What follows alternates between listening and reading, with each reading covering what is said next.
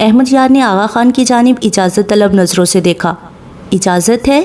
وہ اپنی مرضی کی کتاب اٹھاتے ہوئے مسکرائے اور اسے وہاں سے جانے کا اشارہ کیا۔ مجھے اپنے آفس کے لیے نیا سٹاف ڈھونڈنا پڑے گا۔ ایک کو اپنے بچوں سے فرصت نہیں، دوسرے کو بھائی کے بچوں سے۔ توبہ کرو آغا، کیوں میرے بچوں کے پیچھے پڑے رہتے ہو؟ ایک چھٹی کا دن بھی کام نہیں چھوڑنا۔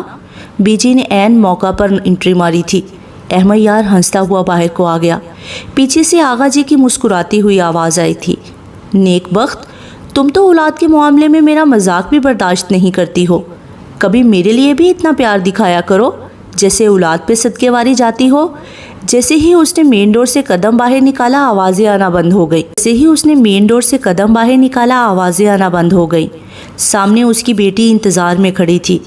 سرخ کاٹن کا پھولا ہوا فراک، بالوں میں پیلا ریبن بندھا ہوا تھا، پیلے موزے، سرخ ہی جوتے۔ گال گرمی اور جوش سے ٹماٹر لال ہو رہے تھے۔ 4 سالہ گڑیا ماں باپ سے زیادہ اپنی نانی کی کاپی تھی۔ پاپا، سائیکل چلا کر دکھاؤں؟ کیا اب میں پارکنگ تک سائیکل چلا کر خود جا سکتی ہوں؟ پہلے ایک راؤنڈ لگا کر دکھاؤ، اس کے بعد پارک کا فیصلہ ہوگا۔ گڑیا اسی وقت چھوٹے چھوٹے پیڈل مارتی اپنی گلابی اور سفید سائیکل لے کر دور نکل گئی۔ احمد یار نے اس کی حوصلہ افزائی میں تالیاں مار کر داد دی۔ محمد یار اور غازی یار، مبارکباد دو، آج میری بیٹی نے سائیکل سیکھ لی ہے، وہ بھی ٹرینر ویلز کے بغیر۔ باپ کے آواز دینے پر غازی کے ہاتھ سے کیچ چھوٹ گیا۔ بہت مبارک ہو پپا، میرا کیچ بھی چھوٹ گیا ہے۔ محمد یار ہنستے ہوئے بیٹ پھینک کر گڑیا کے پیچھے بھاگا۔ گڑیا، اتنی سی ہو اور اپنی تیزیاں دیکھو ذرا، میں جین بابا بن کر تمہیں کھا جاؤں گا۔ گڑیا چیختی ہوئی زور زور سے پیڈل مار کر باپ کی جانب بھاگی، ساتھ دہائی بھی جاری تھی، پپا بچاؤ، جن بابا آ گیا، جن بابا میرے پاپا کے ایک پنچ سے ادھر گر جائے گا۔ ہاں، ایسا ہی سپر ہیرو ہے نا تمہارا ابا۔ آئی بڑی۔ غازی باپ کے کندھوں تک آ رہا تھا، پسینے سے ساری ٹی شرٹ بھیگی ہوئی تھی، ماتھے پر بال گیلے ہو کر چپک رہے تھے، گال دہک رہے تھے۔ بیٹے کی حالت دیکھ کر احمد یار نے نوکر کو آواز دے کر پانی لانے کا بولا۔ غازی نے اپنے نقصک تیار پپا کو بڑی پیار بھری نظروں سے دیکھا۔ کالا ٹوپی سوٹ، سفید بے داغ شرٹ، کالی ہی ٹائی، سلیقے سے سجے بال۔ لگتا ہے پپا آج بھی آپ ہماری وجہ سے ڈسٹرب ہوئے۔ کوئی شک نہیں، پر خیر ہی ہے۔ مجھے علم ہے تم چاچو کے ساتھ کھیلنے کے لیے سارا ہفتہ انتظار کرتے ہو۔ محمد یار بھی آ کر ایک کرسی پر بیٹھ گیا۔ پانی پینے کے بعد اس نے بھائی کو مخاطب کیا، کیا خیال ہے پھر آج سائیکلنگ ہو جائے؟ جو ہارے گا باہر ڈنر کروائے گا۔ چلو ڈن، میں اور گڑیا پارٹنر، تم اور غازی۔ جو پہلے یادگار پہنچے گا اس کا ڈنر پکا۔ اگلے آدھے گھنٹے میں بی جی اور آغا جی کو اپنا پروگرام بتا کر چاروں اپنے ہیلمٹ وغیرہ پہن کر روانہ ہو گئے۔ غازی اور محمد یار اپنی اپنی سائیکل پر سوار تھے، جبکہ گڑیا احمد یار کی بائک کے ہینڈل کے پیچھے بندی سیٹ پر اپنا ہیلمٹ اور سیٹ بیلٹ پہنے بیٹھی تالیاں بجا رہی تھی۔ احمد یار نے اپنی جیکٹ اور ٹائی اتارنے کے بعد کف کھول کر فولڈ کر رکھے تھے۔ مختلف راستوں سے ہوتے ہوئے وہ لوگ پونے گھنٹے میں اپنی طے شدہ جگہ پر پہنچے۔ احمد یار ان دونوں سے پہلے آ گیا تھا۔ غازی اور محمد یار کی شکلیں دیکھنے والی تھیں۔ احمد یار نے اپنے سیدھے ہاتھ کا انگوٹھا اور شہادت والی انگلی کھول کر باقی مٹھی بند کر کے ماتھے پر ہاتھ رکھ کر دونوں کو لوزرز کا خطاب دیا۔ گڑیا جانی، ذرا اپنے لوزر چچا اور بھائی کے لیے تالیاں بجاؤ، ہم لوگ ڈنر کر رہے ہیں۔ یار، آخر کیسے ممکن ہوا؟ 2 بچوں کا باپ ایک بچی کے ساتھ سمیت جیت گیا اور نوجوان ہار گئے۔ ضرور گڑیا گڈ لک چارم ہے، اگلی دفعہ میں گڑیا کا انتخاب کروں گا۔ جو مرضی کہہ لو، ہار تم لوگوں کی ہوئی ہے۔ اب ڈنر کی جگہ کا انتخاب میں کروں یا تم لوگ کر رہے ہو؟ جی، یہ اعزاز بھی آپ ہی کو حاصل ہوگا، بلکہ پہلے کوئی جوس وغیرہ پلوائیں، اس کے بعد لے چلے جہاں بہتر لگے۔ بل میرا بڑا بھائی غازی کا باپ دے گا۔ احمد یار نے دلکشی سے ہنستے ہوئے گنے کا رس نکالنے والے کو اشارے سے 4 گلاس لانے کو کہا، ساتھ ہی ڈرائیور کو فون کر کے گاڑی منگوائی۔ جب تک ان لوگوں نے گنے کا ٹھنڈا رس پیا، ڈرائیور گاڑی لے آیا۔ تینوں سائیکل ڈرائیور کے حوالے کیے، خود احمد یار نے ڈرائیونگ سیٹ سنبھال لی اور ساتھ والی سیٹ پر محمد یار تھا۔ دونوں بہن بھائی پچھلی سیٹ پر بیٹھ گئے۔ پپا، ہم کہاں ڈنر کریں گے؟ احمد یار نے بیک ویو مرر سے ایک نظر بیٹے پر ڈالی۔ ایک نئی جگہ کھلی ہے، وہیں ٹرائی کرتے ہیں، لوگ کافی تعریف کر رہی ہیں۔ پپا، کیا ماما کو ساتھ لے لیں؟ احمد یار کے دل پر گھونسا پڑا۔ اس کا بیٹا ماں کو مس کر رہا تھا، جو پچھلے 1 ماہ سے اپنے باپ کے گھر بیٹھی ہوئی تھی۔ اس نے لمحوں میں خود کو سنبھالا۔ کیوں نہیں یار، راستے میں اس کو ساتھ لے لیتے ہیں۔ وعدے کے مطابق اس نے گاڑی ساحرہ کے گھر کی جانب ڈال دی۔ وہاں پہنچ کر گاڑی باہر سڑک پر روک کر خود اکیلا نیچے اترا۔ تم لوگ یہاں انتظار کرو، میں پتہ کرتا ہوں نہ جانے وہ گھر بھی ہوگی یا نہیں۔ غازی نے اپنے دونوں ہاتھوں کی انگلیوں کو کراس کیا۔ اندھیرے میں یہ عمل ایک راز بن گیا، ایسا راز جس کا واحد گواہ اللہ تھا۔ چوکیدار نے احمد یار کو دیکھتے ہی سلام کیا اور دروازہ کھول دیا۔ کیسے ہو نور خان؟ اللہ کا احسان ہے صاحب، آپ کیسے ہیں؟ بڑے دنوں بعد آئے۔ بابا لوگ نہیں آئے؟ آئے ہیں، باہر گاڑی میں ہیں۔ کیا تمہاری بیوی گھر پر ہیں؟ جی صاحب جی، اندر ہی ہیں۔ وہ سر ہلا کر آگے بڑھ گیا۔ سب سے پہلے سامنا اپنی ساس سے ہوا۔ وہ سٹنگ روم میں صوفے پر بیٹھ کر فریم ہاتھ میں لیے کوئی کڑھائی کا کام کر رہی تھیں۔ السلام علیکم اماں جی۔ سکینہ بی بی نے آواز سنتے ہی خوشی سے سر اٹھایا۔ وعلیکم السلام۔ سو بسم اللہ، میرا بیٹا آج کیسے رستہ بھول گیا؟ اپنا کام ایک طرف ڈال کر انہوں نے اپنی جگہ سے اٹھ کر اس کا استقبال کیا۔ وہ بھی ہمیشہ کی طرح ان کے سامنے پیار لینے کو جھکا۔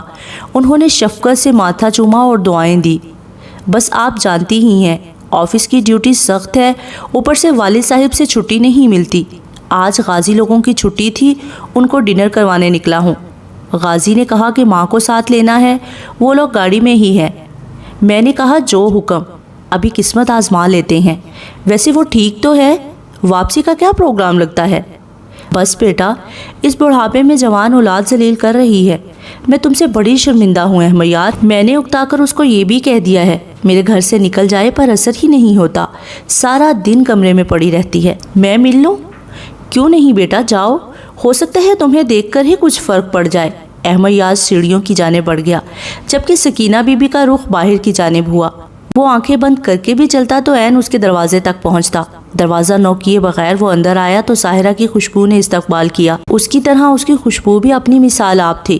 کمرے کی لائٹ آن تھی، اے سی فل سپیڈ پر چل رہا تھا اور وہ آڑی ترچھی بیڈ پر پڑی سو رہی تھی۔ احمد یار کے قدم وہیں جم کر رہ گئے۔ سامنے پڑی عورت اس کی بیوی تھی، اس کی ملکیت۔ سر سے لے کر پاؤں تک وہ اس کے وجود پر اختیار رکھتا تھا، مگر دسترس سے باہر تھی۔ جو تھکے سے تھے حوصلے، وہ شباب بن کر مچل گئے۔ وہ نظر سے گلے ملی تو بجھے چراغ بھی جل گئے۔ یہ شکست دید کی کروٹیں بھی بڑی لطیف و جمیل تھی۔ میں نظر جھکا کے تڑپ گیا، وہ نظر بچا کے نکل گئے۔ نہ خزاں میں کوئی تیرگی، نہ بہار میں کوئی روشنی۔ یہ نظر کے چراغ ہیں، کہیں بجھ گئے کہیں جل گئے۔ جو تھکے سے تھے حوصلے، جو سنبھل کے بہک گئے، وہ مقام عشق کو پا گئے۔ جو بہک کے سنبھل گئے، جو کھلے ہوئے ہیں روش۔ وہ ہزار حسن چمن سہی، مگر ان گلوں کا جواب کیا جو قدم پر کچل گئے۔ نہ ہے شاعر اب غم نو بنو، نہ وہ داغ دل نہ وہ آرزو، جنہیں اعتماد بہار تھا وہی پھول رنگ بدل گئے۔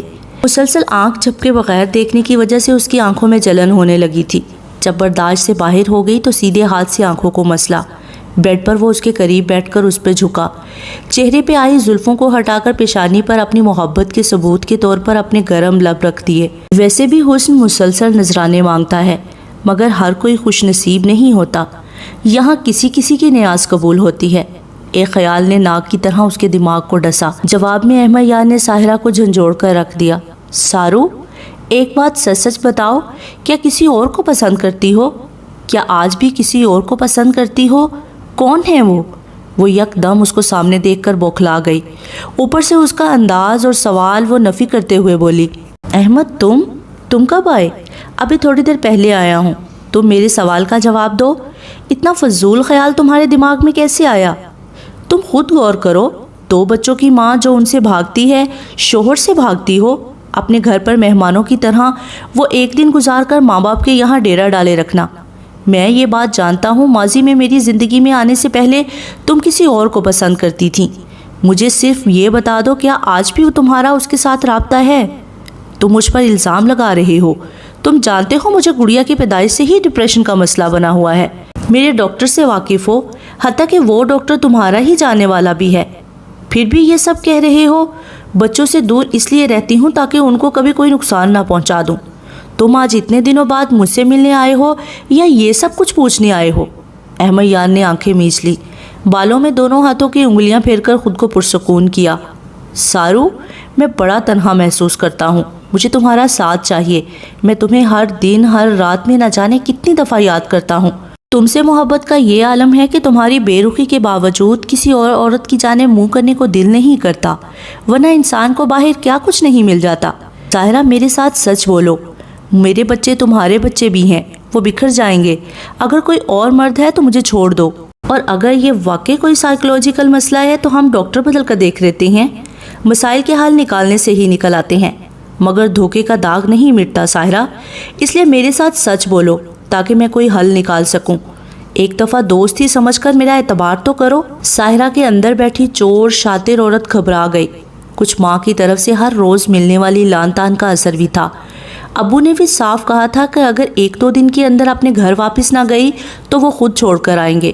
نہ صرف چھوڑ کر آئیں گے بلکہ سردار احمد یار کو ابراہیم شاہی کی ساری تاریخ اور حال بتا کر ہی رہیں گے۔ اور آج ہی وہ آ گیا تھا۔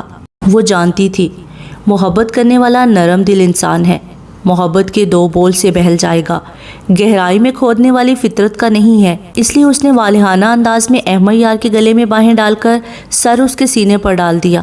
خود کو دل ہی دل میں یہ باور کروا رہی تھی، جب منزل کو پانا مقصود ہو تو ایسی ویسی کئی قربانیاں دینی جائز ہوتی ہیں۔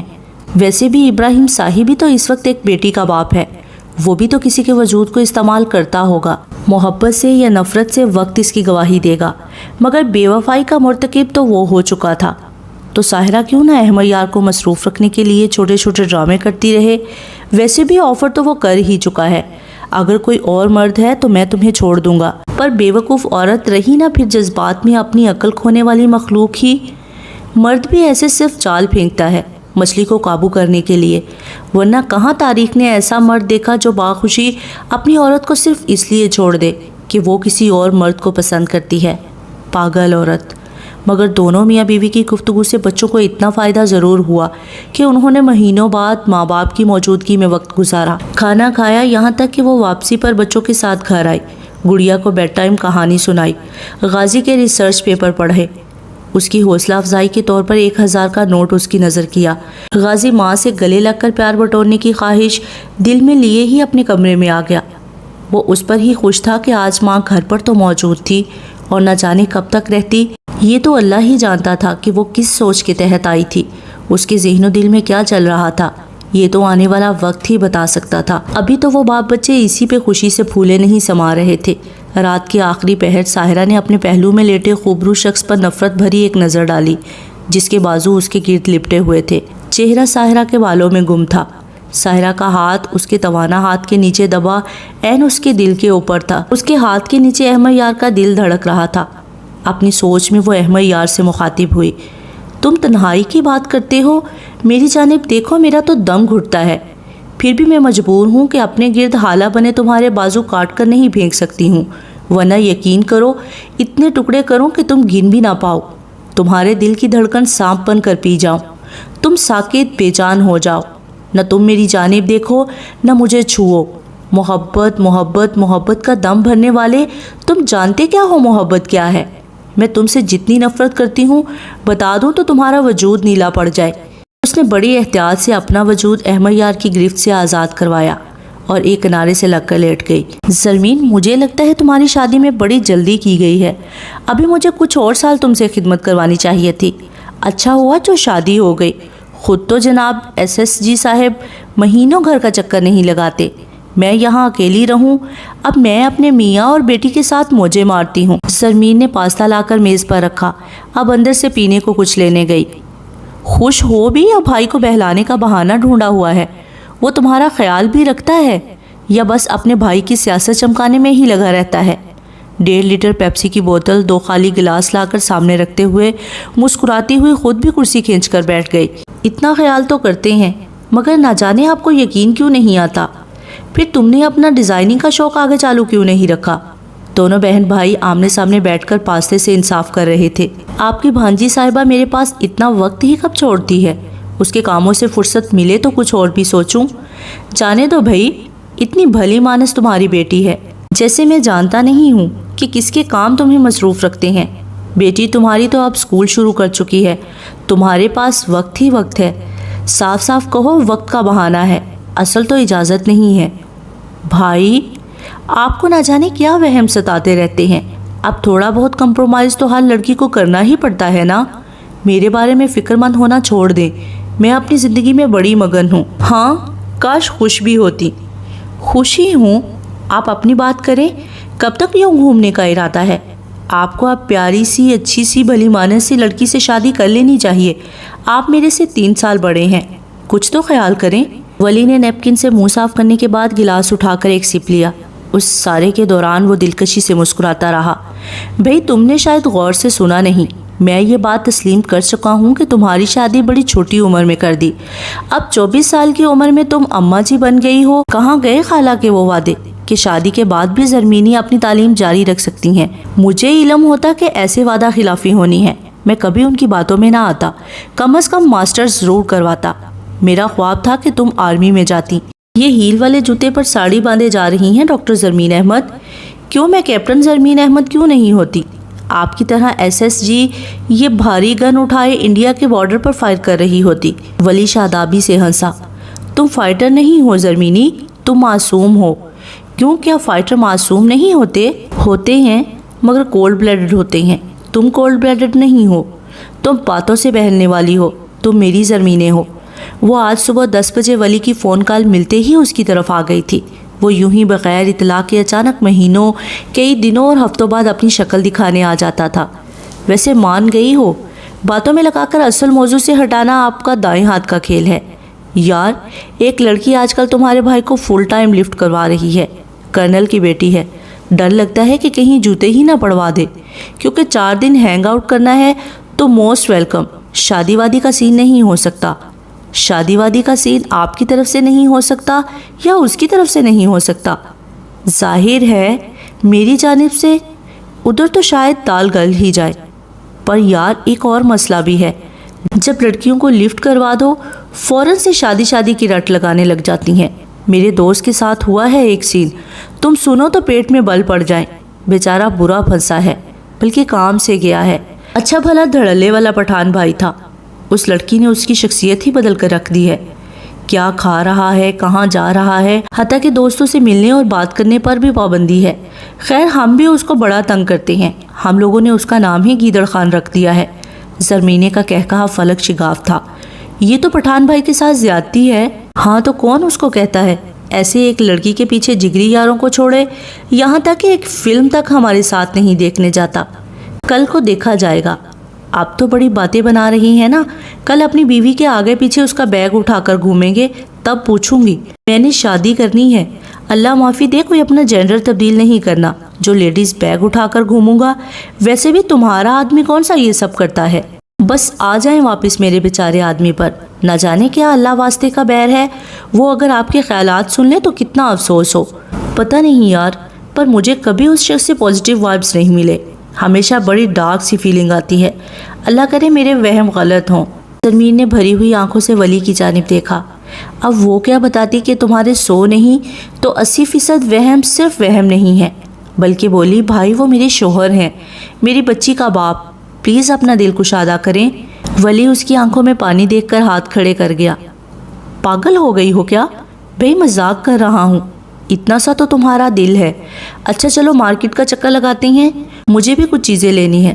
ساتھ میں کیا یاد کرو گی؟ تمہیں بھی شاپنگ کروا دیتا ہوں، کیونکہ اس دفعہ میں اپنے دختر کے لیے کچھ لا نہیں پایا ہوں۔ آپ خود جو آ گئے ہیں یہی بہت ہے، میں برتن دھو کر آتی ہوں، آپ کے لیے چائے بنا دوں؟ نہیں باہر ہی کہیں پی لیں گے، تم بس برتن رکھ کر آؤ، دھو بعد میں لینا، شام 7 بجے میری واپسی کی فلائٹ ہے۔ کیا ہے بھائی اتنے عرصے بعد آئے ہو، وہ بھی چند گھنٹوں کے لیے؟ آج کل چھٹی بڑی مشکل سے مل رہی ہے، مجھے ٹوٹل 3 دن ملے تھے، مگر 2 دن میں نے دوست کو دے دیے، اصل میں اس کی والدہ بیمار ہیں، پریشان تھا، اب اتنا تو دوستوں کے لیے کرنا ہی پڑتا ہے نا۔ پر فکر نہیں کرو، اگلی دفعہ لمبی چھٹی لے کر آؤں گا۔ رہنے دیں، یہ فکرہ بس آپ نے ایک لالی پاپ کی طرح مجھے بہلانے کے لیے رکھا ہے، اب بس آپ کی شادی ہونی چاہیے، اگلی دفعہ آئیں گے تو شادی کر کے ہی واپس جانے دوں گی۔ اچھا یارا ابھی تو چلو، دختر کے اسکول چلتے ہیں، اس کو ساتھ لے کر شاپنگ پر جائیں گے۔ سر آپ سے کوئی جمال علی گیلانی ملنے آئے ہیں، پی اے نے آفس کے دروازے پر نوک کر کے پیغام دیا تو باس کی کرسی پر بیٹھا شخص اپنی جگہ تھم کر رہ گیا۔ سامنے کھلی فائل بند کر کے ایک طرف ڈال دی، پھر چہرے پر بڑی مکار سی مسکراہٹ ابھری۔ اندر بھیج دو۔ اپنی جگہ سے اٹھ کر اس نے اپنی جیکٹ پر نہ نظر آنے والی سلوٹیں دور کی۔ تبھی دروازے پر دستک دے کر ایک صاحب اندر آئے۔ سفید بے شکن لباس، کالی واسکٹ، کالے جوتے، کن پٹیوں پر کثرت سے اگے سفید بال، درمیانہ قد کاٹ، دھیمی خوشبو والا مہنگا پرفیوم۔ السلام علیکم گیلانی صاحب۔ آج تو کہنا پڑے گا، وہ آئے گھر میں ہمارے خدا کی قدرت، کبھی ہم ان کو دیکھتے ہیں اور کبھی اپنے گھر کو۔ والسلام ابراہیم صاحب۔ بس جب انسان کی قسمت ہارتی ہے تو مجھ جیسے لوگوں کو مجبوراً تم جیسوں کے دروازے پر دستک دینی ہی پڑتی ہے۔ ابراہیم صاحب نے بلند کہکہا لگایا۔ تشریف رکھیے گیلانی جی، میرا آفس دیکھ کر آپ متاثر تو ضرور ہوئے ہوں گے۔ کہاں وہ ساہی جس کے پاس ایک کمرہ نہ تھا جہاں وہ آپ کی بیٹی کو بیاہ کر رکھ سکتا، اور کہاں یہ ساہی جو اتنی بڑی بزنس امپائر کا مالک ہے۔ وہ کرسی کھینچنے کے بعد ٹانگ پر ٹانگ رکھ کر بیٹھ گئے، پھر اپنی طبیعت کے مطابق بولنے لگے۔ دیکھو ساہی، میری عمر سے اگر تم واقف نہیں ہو تو بتا دیتا ہوں، اس سال میں 70 سال عبور کر چکا ہوں۔ میں جدی پشتی کھاتے پیتے گھرانے والا ہوں، ساری عمر دولت میرے گھر کی لونڈی رہی ہے، اور یہ میرے اللہ کا کرم ہے۔ اسی کے دیے گئے رزق میں سے میں نے آج سے 12 سال پہلے میں نے تمہارے سامنے ایک ہڈی پھینکی تھی، جسے لے کر تم ایسے غائب ہوئے۔ تم سمجھتے ہوگے کہ مجھے تمہارے بارے میں کیا علم ہوگا؟ میں تمہاری ساری تاریخ جانتا ہوں۔ میرے دیے گئے پیسے میں سے تم نے اپنے بڑے بھائی کو اس وقت کی جیتنے والی سیاسی پارٹی کا ٹکٹ دلوا کر قومی اسمبلی کی سیٹ جیتی۔ وہاں سے تم دونوں بھائیوں کے کالے دھندے کا بزنس شروع ہوا۔ آج تمہارا بھائی سیاست میں اپنا نام بنا چکا ہے، بڑی شہرت ہے۔ جو پارٹی اقتدار میں آئے وہ اسی کے ساتھ مل جاتا ہے۔ اپنے گاؤں کے لوگوں کو کھانے پینے کا لالچ دے کر ووٹ تم لوگوں کو مل جاتا ہے۔ یہ مانگے کی چکا چوند میرے لیے کوئی حیثیت نہیں رکھتی۔ ابراہیم صاحب اپنی جگہ پر بیٹھ گیا اور بڑی کینہ توز نظروں سے ان کو دیکھتے ہوئے بولا، آپ نے مجھے 1.5 کروڑ دیا تھا، میں آج آپ کو 3 واپس کر دیتا ہوں۔ جمال علی گیلانی کھل کر مسکرائے۔ وہ میری بیٹی کے سر کا صدقہ ہے اور ایک خیرات تھی، اور میں خیرات دے کر واپس نہیں لیا کرتا، مگر ہاں آج تو میں ایک دفعہ پھر سے آفر دینے آیا ہوں۔ بدلے میں آج 1.5 کی بجائے 3 بھی دینے کو تیار ہوں۔ ابراہیم صاحب نے الجھن بھری نظروں سے انہیں دیکھا۔ گیلانی صاحب، میں آپ کا مطلب نہیں سمجھا، اپنی بات کی وضاحت کر دیں گے؟ جمال علی گیلانی کے چہرے پر ایک دم سے بڑھاپا چھا گیا۔ ساحرہ نے تمہیں کسی ہوٹل میں دیکھا تھا۔ ساہی کی آنکھوں کی چمک بڑھ گئی۔ گیلانی جی، بھلا 2 بچوں کی ماں اگر مجھے اتنے سالوں بعد دیکھ بھی لے تو کیا فرق پڑتا ہے؟ میں تم سے ایک درخواست کرنے آیا ہوں ساہی، اگر میری بیٹی تم سے رابطہ کرنے کی کوشش کرے تو تم اس کی حوصلہ افزائی نہیں کرو گے۔ ابراہیم صاحب کو حقیقت میں جھٹکا لگا تھا۔ وہ حیرت سے ان کی شکل دیکھتا رہ گیا، پھر ہنسا اور ہنستا ہی چلا گیا، یہاں تک کہ آنکھوں میں پانی چمکنے لگا۔ بزرگوار، آپ کا مطلب ہے کہ آج بھی آپ کی بیٹی آپ کی مرضی کے خلاف میرے لیے؟ بس صاحب، کچھ الفاظ نہ ہی بولے جائیں تو بہتر ہے۔ تم اپنی قیمت بتاؤ، باقی سب چھوڑ دو۔ آپ سمجھتے ہیں کہ آج بھی مجھے خرید لیں گے؟ میری قیمت اس وقت 1.5 کروڑ تھی، جس وقت میرے پاس اپنا گھر بھی نہ تھا۔ آج میں ارب پتی ہوں، میری قیمت کا اندازہ لگا سکتے ہیں؟ تم نے ارب آج دیکھا ہے صاحب، میری پشتوں نے برتا ہے۔ اپنی قیمت بتاؤ، دینا میرا سر درد ہے۔ گیلانی صاحب، کیوں نہ آپ صلح کر لیں؟ اگر آپ کی بیٹی 2 بچوں کے بعد بھی اپنے شوہر کے ساتھ خوش نہیں ہے تو اس کو وہ دے دیں جو وہ چاہتی ہے۔ آج تو میں آپ کے ہم پلہ ہی ہوں۔ جمال علی گیلانی کا چہرہ سرخ بوٹی ہو رہا تھا۔ صاحب، اگر تم سمجھتے ہو کہ آج سے 12 سال پہلے میں نے اپنی بیٹی کی شادی تم سے اس لیے نہیں کی تھی کہ تم غریب تھے تو تم بڑے بے وقوف ہو۔ میں تمہاری نسل کو پہچان گیا تھا، اسی لیے میں نے تمہارے سامنے ہڈی پھینکی تھی۔ تم نے میرے خدشات سچ ثابت کر دیے، ہڈی منہ میں ڈالی اور اپنی راہ لی۔ میرا داماد اصل امیر آدمی ہے، دل کا امیر، کردار کا امیر۔ تمہاری کیا حیثیت؟ واہ گیلانی صاحب واہ، پھر وہ امیر داماد آپ کی بیٹی کو خوش کیوں نہ رکھ پایا؟ آج بھی اللہ کے بندے، آج بھی وہ میرے لیے پاگل ہے۔ میری بیٹی نابینی ہے صاحب، اور آنکھوں والے نابینے لوگ یوں ہی خود کو تباہ کرتے ہیں بلکہ نسلیں تباہ کرتے ہیں۔ میں اپنی آنے والی نسلوں کو بچانے کی کوشش میں ہوں۔ تم بھی آج صاحب اولاد ہو، بچی کے باپ ہو، میری بات کو سوچنا، چلتا ہوں۔ اللہ حافظ۔ وہ اپنی جگہ سے اٹھے اور باہر نکل گئے۔ جاتے ہوئے ابراہیم صاحب پر کئی در کھول گئے۔ اگر وہ کوئی دانش و فراست والا انسان ہوتا تو ضرور اس بے بس باپ کی مجبوری سمجھنے کی کوشش کرتا کہ کس دل سے وہ اس کے پاس آیا ہوگا، بلکہ وہ بالکل اس کے برعکس سوچ رہا تھا۔ ویسے بھی مرد کی انا کو یہ بات بڑی تقویت دیتی ہے کہ کوئی عورت اتنے سالوں بعد بھی اسی سے محبت کا دم بھرتی ہو۔ وہ اپنے دماغ میں لاہے عمل ترتیب دینے لگا۔ مسلسل ہونٹوں پر مسکراہٹ کھیل رہی تھی۔ تم نے کب واپس آنا ہے؟ ظاہر ہے پیپروں کے بعد ہی آؤں گی۔ اب تمہاری وجہ سے اپنی سالوں کی محنت پر پانی پھیرنے سے تو رہی، اور اس سارے وقت میں میں کیا کروں گی؟ اپنے مریض دیکھنا، تازہ آب و ہوا کھانا، گاؤں کی لڑکیوں سے دوستی کرنا، اپنا شوہر ڈھونڈنا۔ ہاں وہ تو جیسے کسی گلی کے موڑ پر میرا منتظر کھڑا ہوگا۔ کبھی کبھی مجھے اس پر بڑا غصہ آتا ہے۔ بھلا اگر مجھے اپنے ساتھ رکھنا نہیں تھا تو مر جانا شادی ہی نہ کرتا۔ بزدل کوئی 2 نمبر انسان تھا، نہ جانے کس کے گھر میں ڈال کر بھاگ گیا۔ اچھا واپس ڈپریشن میں نہیں جانا۔ میں نے وریشے لوگوں کی ڈیوٹی لگائی ہے، میری غیر موجودگی میں وہ تمہارا خیال رکھیں گی۔ ہاں میں تو فیڈر پیتی بچی ہوں نا۔ سچی پوچھو تو شکل سے میٹرک کی اسٹوڈنٹ لگتی ہو۔ نہ جانے کس پاگل نے تمہیں ڈاکٹری کی ڈگری دے دی۔ دونوں ہاسٹل سے ملنے والے زالے کا کمرہ سیٹ کر رہی تھی۔ صبح کے 8 بج رہے تھے۔ لڑکیاں ساری کالج کو نکل چکی تھیں۔ آج ہی زینب کا سیکنڈ ٹائم میں پہلا پیپر تھا۔ اگلے 1 گھنٹے تک وہ کوئٹہ کے لیے نکلنے والی تھی۔ سالے کے پاس سامان تو کوئی تھا نہیں۔ دادی نے گھر سے بستر وغیرہ سب مہیا کر دیا۔ اب کپڑے، جوتے اور کئی چھوٹی چھوٹی ضرورت کی چیزوں کی لسٹ بنا کر زینب نے بیگ میں رکھ لی تھی، تاکہ سردار غازان جب اسے چھوڑ کر واپس آ رہا ہو تو زینب ساری چیزیں خرید کر اس کے ہاتھ بھیج سکتی۔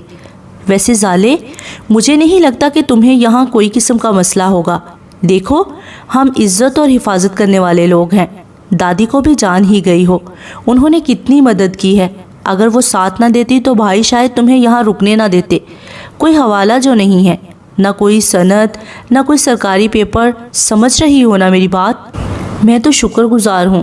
اب اللہ کرے تمہارا شوہر کہیں سے برآمد ہو جائے، پر اگر نہیں بھی آتا تو تمہیں کوئی مسئلہ نہیں ہوگا۔ آرام سے نوکری کرو، دیکھتے ہیں کہ آگے کیا ہوتا ہے۔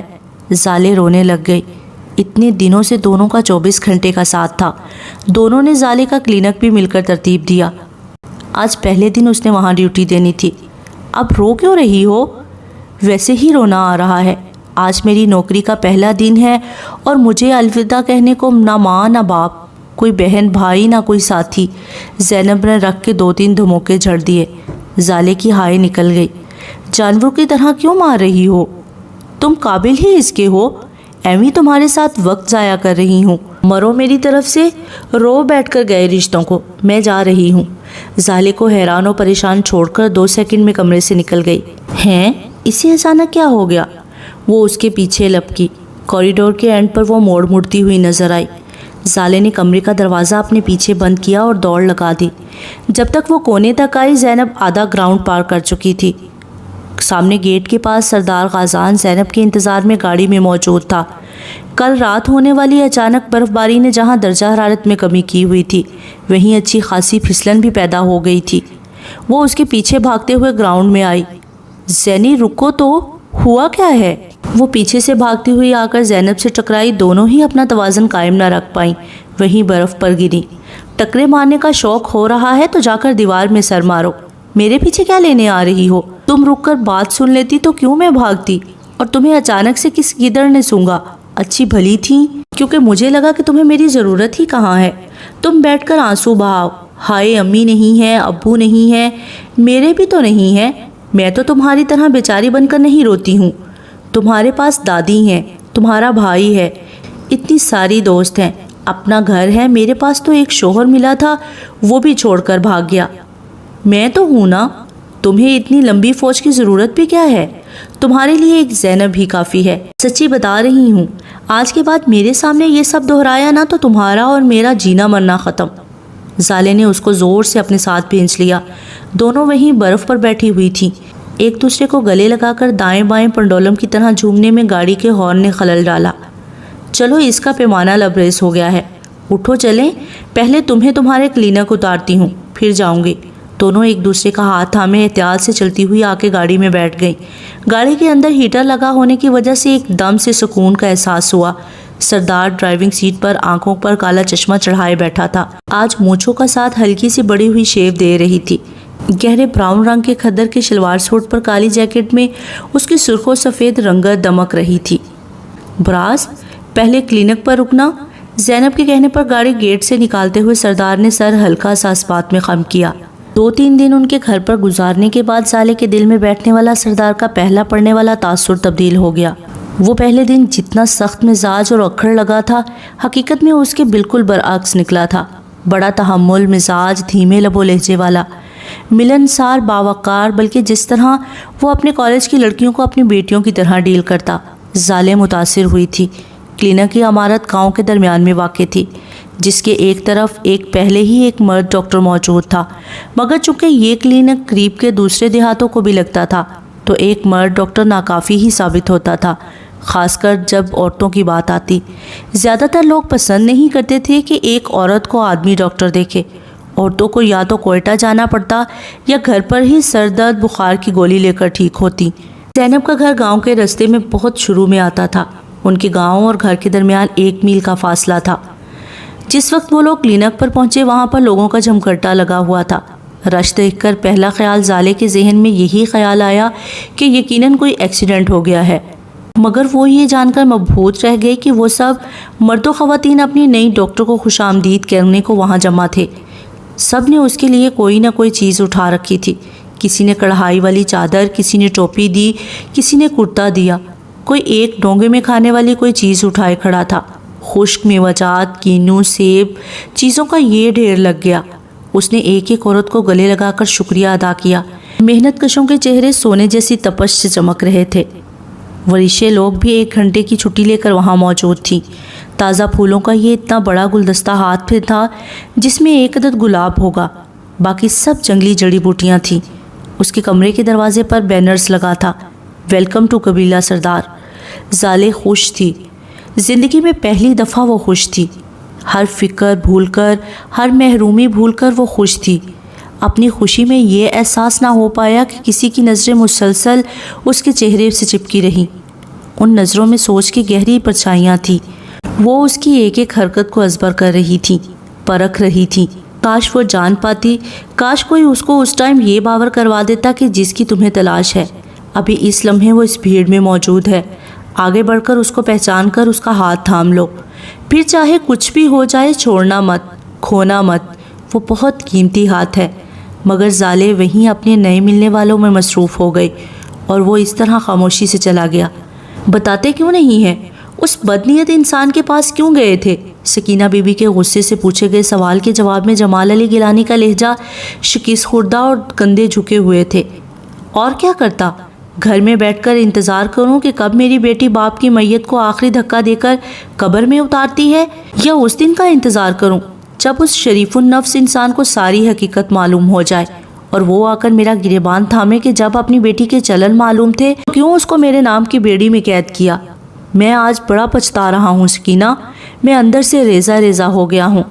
نبی پاک صلی اللہ علیہ وآلہ وسلم نے فرمایا، جس شخص کی 2 بیٹیاں ہوں وہ شخص ان کی اچھی تربیت کرے، ان کا فرض پورا کرے، دین کی تعلیم دے، اور وہ میرے ساتھ جنت میں ایسے ہوگا جیسے ایک انگلی دوسری انگلی کے ساتھ جڑی ہوتی ہے۔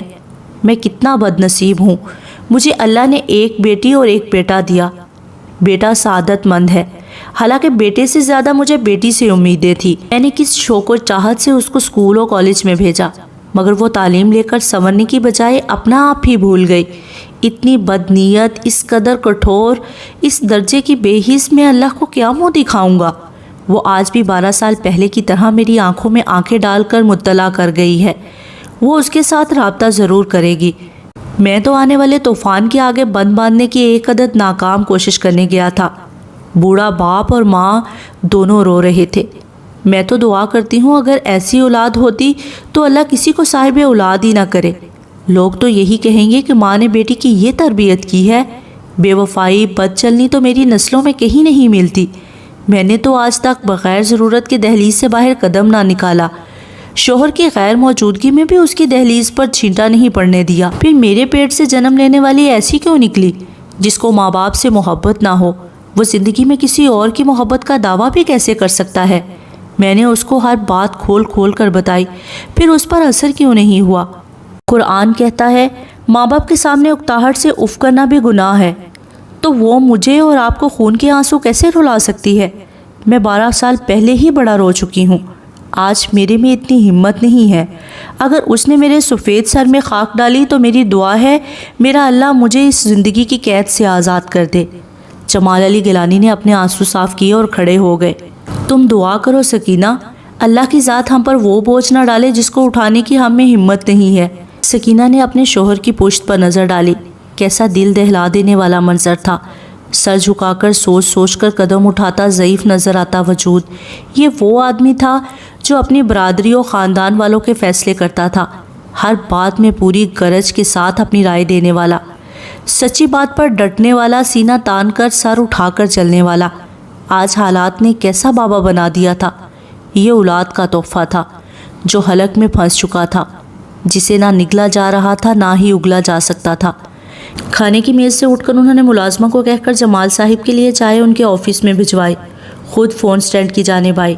نمبر ملانے کے بعد ریسیور کان سے لگایا۔ چوتھی بیل پر دوسری جانب سے جواب آیا، السلام علیکم، آپ سردار احمد یار خان کے بیٹے سے مخاطب ہیں؟ کہیے کیا کام ہے؟ بے اختیار ان کے ہونٹوں پر مسکراہٹ پھیل گئی۔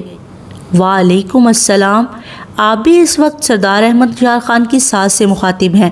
دوسری جانب قاضی کی ہنسی گونجی۔ یہ ہوئی نا بات، آپ نے ثابت کر دیا کہ آپ میری ہی نانو ہیں، میں ابھی آپ کو ہی یاد کر رہا تھا۔ جاؤ جاؤ، منہ دیکھے کہ محبت جتانے میں تم باپ بیٹے کا کوئی ثانی نہیں ہے۔ غازی ہنستے ہوئے صفائی دینے لگا۔ نانو قسم ہے سچ کہہ رہا ہوں، وہ ملازمہ نے پاپا کے کہنے پر ساگ بنایا ہے، پاپا کے کسی کلائنٹ نے گاؤں سے بھیجا تھا۔ ساگ بنایا ہے اچھا ہے، مگر اینڈ میں جو مکھن ڈالا ہے نا نانو، کبھی آپ آ کر دیکھیں اس مکھن کا رنگ ایک دم زرد ہے، جبکہ جو ساگ آپ بناتی ہیں اس کے مکھن کا رنگ ہمیشہ سفید ہوتا ہے۔ یہی بات میں پاپا کو بتا رہا تھا۔ اب تو آ گیا یقین کہ میں آپ کو ہی یاد کر رہا تھا؟ ہاں مجھے یقین آ گیا ہے، تم ساگ اور سفید مکھن کو یاد کر رہے تھے، مجھے یاد کرتے تو کم از کم ملنے تو آتے۔ نانو میں تو آج اور ابھی آ جاؤں، مگر اسکول کی چھٹی نہیں ہے، پر پاپا نے وعدہ کیا ہوا ہے اس دفعہ چھٹی پر ہم دادوں کی بجائے آپ کی طرف آئیں گے۔ اگر پروگرام فائنل ہوا نا تو میں چھٹی والے دن صبح ہی آپ کو فون کر دوں گا، آپ میرے لیے چکن مکھنی بنا کر پہلے سے ہی رکھ دینا۔ کیوں نہیں میری جان، میں آج ہی بنا کر ڈرائیور کے ہاتھ بھجوا دوں گی۔ نہیں، جب آپ کی طرف آؤں گا تب بنانا ہے۔ تب بھی بنا دوں گی، اپنے بیٹے کے لیے بار بار ہر روز چکن مکھنی بنانے کو تیار ہوں۔ تھینک یو نانو، آپ کے لیے ایک بڑی سی پپی۔ سکینہ بی بی بے اختیار مسکرا کر بولی۔ آج کل کیا نئی معلومات اکٹھی کی ہیں؟ کیا نیا پڑھا؟ نانو آج کل میں اخلاق کے بارے میں پڑھ رہا ہوں، پاپا نے کتابیں منگوا کر دی تھیں، اس میں ناسا کی سب سے جدید ترین دریافت کے بارے میں لکھا گیا ہے۔ جب آیا تو کتابیں لے کر آؤں گا، آپ ان میں موجود تصویریں دیکھ کر حیران رہ جائیں گی۔ ضرور لے کر آنا، پر اس سے پہلے والے موضوع کا کیا بنا؟ کیا پڑھا تھا؟ ہاں یاد آیا، ہیومن باڈی میں موجود مختلف سسٹم۔ ہاں جی بالکل یہی تھا۔ آپ کو پتہ ہے اپنے سارے اسکول کے سامنے میں نے اس topic per solve talk the تھی۔ ہماری ہیڈ نے میری تصویر کے ساتھ میرا نام لکھ کر بڑا سا فریم کروا کر اپنے آفس میں لگایا ہے۔ وہ مجھے اپنے اسکول کا اب تک کا بیسٹ اسٹوڈنٹ بولتی ہیں۔ ماشاءاللہ میرا بیٹا ہے ہی جینیس۔ اب ذرا جلدی سے مجھے بتاؤ کہ ہیومن باڈی سسٹم ہے کیا؟ سکینہ کو اس کی باتیں سن کر روحانی قسم کا سکون ملتا تھا، اس لیے ہمیشہ بات سے بات نکال کر گفتگو کو طوالت دینے کی پوری کوشش کرتی تھی، جیسے ابھی کیا۔ ٹھیک تفصیل سے بعد میں بتاؤں گا، ابھی صرف ہیڈ لائنز۔ تو جناب سرکولیٹری سسٹم، جس میں ہمارا دل خون کو سارے جسم میں پمپ کرتا ہے، ڈائجسٹو سسٹم، خوراک کو ہضم کرنے والا سارا نظام، ریسپائریٹری سسٹم، سانس کے آنے اور جانے کا نظام، کیسے ہم آکسیجن کو اندر کھینچ کر کاربن ڈائی آکسائڈ باہر پھینکتے ہیں، مسکولری سسٹم، سارا ہمارے پٹھوں کا نظام اور ہماری ہڈیوں کا نظام۔ غازی جان، تمہارا چکن مکھنی بالکل پکا، کل ڈرائیور کے ہاتھ بھیجتی ہوں۔ اگر سچ کہہ رہی ہیں تو میری درخواست ہے کہ آپ خود لے کر آئیں، نانا کو ساتھ لانا، ان کے ساتھ لوڈو کی بازی بھی لگاؤں گا۔ ایسا کریں کل رات آپ ہماری طرف رہیں۔ سچی نانو، آپ لوگ کبھی بھی رات کے لیے نہیں رکتے۔ تمہارے نانا کو کہیں نیند نہیں آتی بیٹا؟ نیند کا تو بہانہ کرتے ہیں نانو، اصل میں انہیں اپنے کتوں کی فکر کہیں رہنے نہیں دیتی۔ آپ کل آئیں، میں ان کو رات کے لیے منا کر ہی دم لوں گا۔ اچھا، جیسے تمہاری مرضی۔ مما کیا کر رہی ہیں؟ اوہ، مما کی تو کوئی دوست آئی بیٹھی ہیں، دوپہر سے بس ان کے ساتھ ہی مصروف ہیں، ڈنر بھی اپنے کمرے میں ہی منگوا لیا۔ اب کون سی دوست آ چمٹی ہے؟ اپنے کو تو کوئی معلومات نہیں ہے، آپ نے ان سے بات کرنی ہے تو بلاتا ہوں۔ نہیں میری جان، رہنے دو، اس کو دوستیاں نبھا لینے دو۔ دونوں کے درمیان کچھ دیر کے لیے خاموشی چھا گئی۔ فکر نہ کرے نانو، آج پاپا نے مما کے لیے ایک نئے ڈاکٹر سے اپوائنٹمنٹ لی ہے، انشاءاللہ وہ ٹھیک ہو جائیں گی۔ سکینہ بی بی کے گلے میں آنسوؤں کا پھندا اٹک گیا، آگے بات ہی نہ ہو سکی، مجبوراً لائن کاٹ دی۔ پہلا دن ہی مصروف گزرا۔ جب صبح سے لگی خواتین کی لائن ختم ہوئی، اس وقت شام کے 6 بج رہے تھے۔ کہاں صبح کے 11 بجے سے اس نے پہلا مریض دیکھا تھا، تب سے اب تک سوائے چائے کی بریک کے اور کوئی وقفہ نہیں لیا تھا۔ کچھ بڑا ہاتھ موسم کا بھی تھا، برف باری اور پھر درجہ حرارت میں اس قدر کمی نے لوگوں کو دمہ، کھانسی، زکام، بخار کا شکار کیا ہوا تھا۔ زیادہ تر بچے سانس کی بیماریوں اور کھانسی والے آئے تھے۔ اس کی مدد کے لیے ایک 17-18 سال کا لڑکا موجود رہا تھا، جو کہ عام طور پر ڈاکٹر سفیان کے اسسٹنٹ کے طور پر کام کرتا تھا، مگر آج صرف رش اور پھر زالے کا پہلا دن ہونے کی وجہ سے ڈاکٹر سفیان نے اس کو کلینک کے زنانے حصے کی جانب بھیج دیا ہوا تھا۔ وہ بھی 2 گھنٹے پہلے چھٹی لے کر جا چکا تھا، کیونکہ اس کی شفٹ 4 بجے ختم ہو جاتی تھی۔ اپنا سامان سمیٹ کر میز کی دراز میں رکھتے ہوئے زالے کی نظر دراز کی زمین پر بچھے اخبار پر پڑی۔ پہلی نظر سرسری تھی، مگر کچھ غیر معمولی منظر دیکھتے ہی اس کے اندر گھنٹیاں بج اٹھی۔ احتیاط کے ساتھ چیزوں کے نیچے سے اخبار کو کھینچ کر نکالا۔ سارا منظر واضح ہونے پر سیدھا ہاتھ بے اختیار منہ پر چلا گیا۔ کانوں میں سائیں سائیں ہونے لگی، سارے منظر دھندلا گئے۔ کانپتے ہاتھوں میں اخبار کے قطرن پکڑے، پھٹی آنکھوں سے ہیڈ لائن کے ساتھ لگی تصویر کو وہ لاکھوں میں پہچان سکتی تھی۔ اس کے اندر باہر وحشت کا بسیرا ہوا۔ اس کے پاس تو ہینڈ بیگ بھی نہ تھا جس میں اخبار کو چھپا کر وہاں سے لے جاتی۔ کلینک پر اس وقت کوئی نہیں تھا۔ وہ اپنا اسکارف آدھے چہرے کے سامنے ڈال کر کلینک سے نکل آئی۔ قدم بڑھانے سے پہلے یہ فیصلہ کرنا مشکل تھا کہ کون سا راستہ گاؤں سے باہر کو جاتا تھا، کیونکہ اسی راہ پر آگے جا کر ہاسٹل آنا تھا۔ اسے پورا یقین تھا کہ یہی راستہ منزل کو جاتا ہے۔ مٹھی میں اخبار دبوچے تیز تیز قدموں سے برف کو مسلتے چلتی چلی گئی۔ گاؤں بہت پیچھے رہ گیا، مگر ہاسٹل کی عمارت کہیں نظر نہ آئی۔ بے اختیاری میں بہتے ہوئے آنسوؤں کو اسکارف کے ساتھ رگڑ کر صاف کرتی، کبھی ناک سے بہتے پانی کو صاف کرتی۔ 5 منٹ مزید چلنے کے بعد ایک موڑ کاٹ کر آگے قدم بڑھایا ہی تھا کہ قدموں کے نیچے ایک دم سے کوئی سطح نہ آئی۔ جب تک صورتحال کا اندازہ ہوا، اس کا نچلا دھڑ سارا برف میں دھنسا ہوا تھا۔ فوری طور پر اپنے بازوؤں پر وزن ڈال کر اپنے آپ کو اوپر اٹھانا چاہا تو دل دہلا دینے والا ادراک ہوا۔ وہ باہر آنے کو بجائے اور نیچے گئی تھی۔ پہلے بے یقینی و وحشت حواس پر چھائی ہوئی تھی، اب خوف نے پوری شدت سے حملہ کیا۔ اخبار کا ٹکڑا ہاتھ سے چھوٹ کر دور فاصلے پر گرا۔ گہرے گہرے سانس لینے کے ساتھ اس نے ارد گرد کا جائزہ لیا تو گردن کے بال کھڑے ہو گئے۔ وہ ایسی جگہ پر موجود تھی جہاں اطراف میں اونچے برف سے ڈھکے پہاڑوں کے سوا اور کچھ نظر نہ آیا، نہ چرند، نہ پرند، نہ کوئی بشر۔ خاموش ماحول میں کبھی کبھی برف گرنے سے تھوڑا سا ارتعاش پیدا ہوتا، اور بس وہ یقیناً غلط راستہ اختیار کر چکی تھی۔ اس وقت گاؤں سے میل 1.5 میل دور اس غیر آباد جگہ پر موجود تھی۔ کوئی ہے؟ کوئی میری مدد کرو! ہیلو! خدا کے لیے کوئی میری مدد کرو! اگر میں نے تنہائی اور ٹھنڈ سے ہی مرنا تھا تو میرے گھر کی 4 دیواری کیوں چھینی گئی؟ اب یہاں ہائپوتھرمیا سے مر جاؤں گی۔ میں ایسے مرنا نہیں چاہتی۔ اللہ جی، کسی کو میری مدد کو بھیج دیں۔ اگر پہاڑ کی چوٹی سے برف کا تودہ گرا تو پوری کی پوری برف میں دفن ہو جاؤں گی۔ کوئی بھی مدد کو نہ آئے گا۔ بھلا اس ویرانے کی جانب کوئی کیوں آئے گا؟ زینب ادھر نہیں ہے، باقی کس کو میرا انتظار ہوگا؟ کون سا ماں باپ زندہ ہیں جو ڈھونڈنے نکلیں گے؟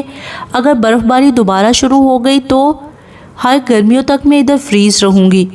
زینب یہی سمجھے گی کہ میں لاہور واپس چلی گئی ہوں۔ اس کو کیا خبر ہوگی کہ راستہ بھٹک کر مر گئی ہوں؟ یا اللہ، غلطی میری ہی ہے۔ گھر پر موت سامنے آئی تو میں نے بوا کے کہنے میں آ کر دوڑ لگا دی۔ وہاں سے بچی آگے ایک ویران اور تاریک گھر میں خوف و بیماری کے ساتھ موت کا انتظار کیا۔ ادھر زینب نے بچا لیا، اب کوئی بھی نہیں بچائے گا۔ میں آپ کے حوالے اللہ جی، کہیں اسرائیل کو آئیں اور نکال لیں جان، سیاپا ہی مکے۔